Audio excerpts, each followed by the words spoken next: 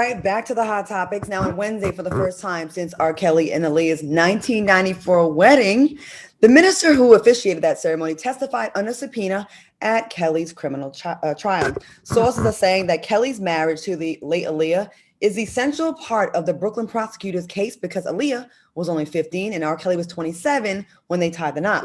Now, Minister Edmond testified that he had never met Kelly or Aaliyah before the day of their wedding, and that he'd been asked by a mutual friend to officiate as a favor. Edmond says the couple wore matching jogging suits with one leg on the jogging suit up to the knee. So ghetto. And he stated that you couldn't see Aaliyah's whole face because her hair was covering half of it. Does this shock you, these details about the marriage? I mean, I feel like it was like folklore for a long time, like did they or didn't they? But now we're hearing people that were actually there officiating the wedding. What do y'all think about this? I think Aaliyah family ain't shit. For the life of me, I don't understand how your 15-year-old child is out of your company long enough to A, get knocked up by a grown-ass man, B, go down to a courthouse and get pregnant, C, go get an abortion. I just don't understand it. You know, this was folklore for a long time. Excuse me.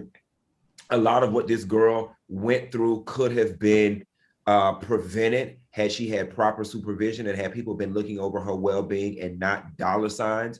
I think it is sad and sick, but I've got a better question. I want to know for all of those R. Kelly defenders out there, because he's got a strong following of people that just ride or die for him. I want to know, has their support changed now that it has come out that he started messing with boys? You know what I'm saying? Like, that's the thing that has thrown me. It was in the last testimony prior to this one that he lured a guy talking about his musical interest, told him how he could help him, then got down on his knees and started performing oral sex on the young man, and he was 17 years old. I'm curious to know, for all of y'all, he didn't do it, why he coming back so late? Well, this is old. Has y'all support now changed now that y'all found that he messing around with little boys? Good question. Al, what do you think? Q, you unpacked that whole story right there. You know, I listened to her Uncle Barry. You guys, I think you probably heard it too. And he spoke with Ricky Smiley and So Brad. And he said in the statement that when he heard at that time about what was going on with Aaliyah, he was very troubled. But what he did was he went and prayed with Minister Farrakhan.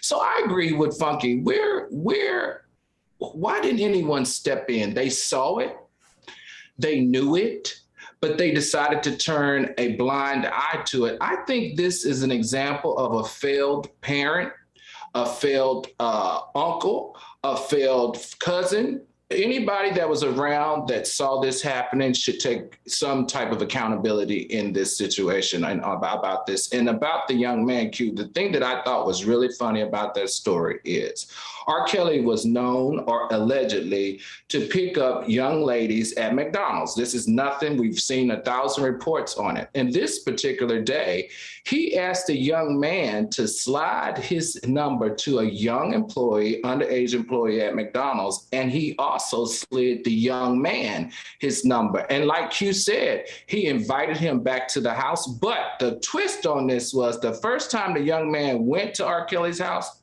was with who? His parents. His parents escorted him to the house to an event, to a listening event. And it was after that that he would sneak back to the house and see R. Kelly and participate in sexual acts with him. When I was 14, 15, my mother ruled with such an iron fist. Like, there was no spend the night at someone's house she didn't know. I couldn't even like make up all that stuff. She was like, at the time it was annoying, but I appreciate it later on. Like, no one could touch me like that. You know what I mean? Like, it was hard for me to go out there and do anything. And you just letting someone, your child, be with a 27-year-old star that's used to getting all the ass thrown at him that he wants. Mm-hmm. It's unbelievable. It's unbelievable. In this particular case, Barry, the uncle, owned the record label, right, that she was signed to and R. Kelly was signed to. And her mother was her manager.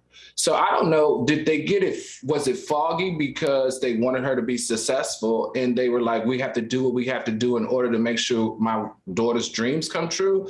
I don't know. This is just sad to me. It just appears to me that in all these cases, parents played a part in all of these, in this equation. They sold the daughter. And it sounds ugly, and I hate to rub salt in the wounds of somebody who has lost a child, but I know that they're not sleeping easy at night. Now that all these details are coming out, there is no way around saying you were a horrible parent. You did not protect your child, and there is no excuse for it. As many show business parents out there, there is no reason why at 15 years old, this girl was left unattended. Child stars are not nothing new. This is not new. You know what I'm saying? Y'all were too busy looking at the paycheck that her coochie was able to bring in, and that's all.